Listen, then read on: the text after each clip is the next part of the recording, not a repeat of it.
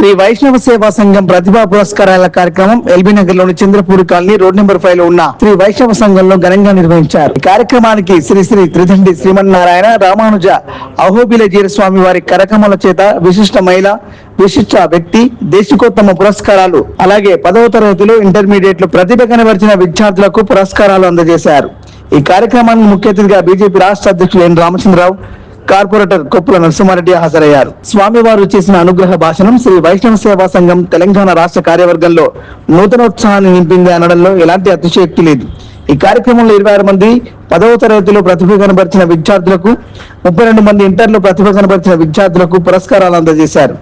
అంతేగాక 36 మంది చదువులో ముందుండి ఆర్థికంగా వెనుకబడిన శ్రీ వైష్ణవ విద్యార్థులకు ఆర్థిక పురస్కారాలు అందజేశారు. ముఖ్య అతిథి విద్యార్థులను అభినందించి శ్రీ వైష్ణవ సేవా సంఘం తెలంగాణ చేస్తున్న ఈ కార్యక్రమాన్ని శ్లాఘిస్తూ ఇంకా ఎన్నో ఇలాంటి కార్యక్రమాలు చేయాలని వారు ప్రోత్సహించారు.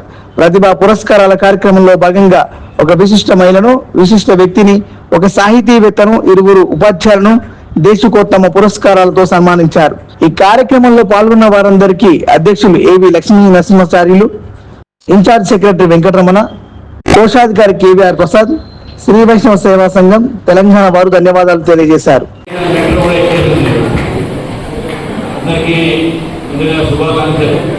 ఇక్కడ ఈ సర్టిఫికేట్లు అదేవిధంగా అవార్డు తీసుకున్న వారికి ప్రసాద్ మా అడ్వకేట్, న్యాయవాది, మంచి ప్రాక్టీస్ కూడా చేస్తూ మన నాన్నగారు కూడా ప్రాక్టీస్ చేశాడు. ఈరోజు అసలుగా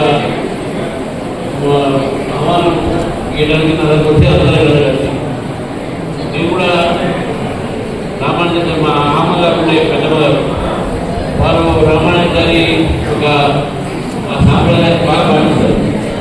ఇంకోటి ఏంటంటే రామానుజారి గారి విగ్రహం ఇక్కడ ఉందో స్టాచ్యూ ఆఫ్ ఈక్వాలిటీ మా నాన్నగారి దాన్ని ఫైట్ చేశారు. మా నాన్నగారు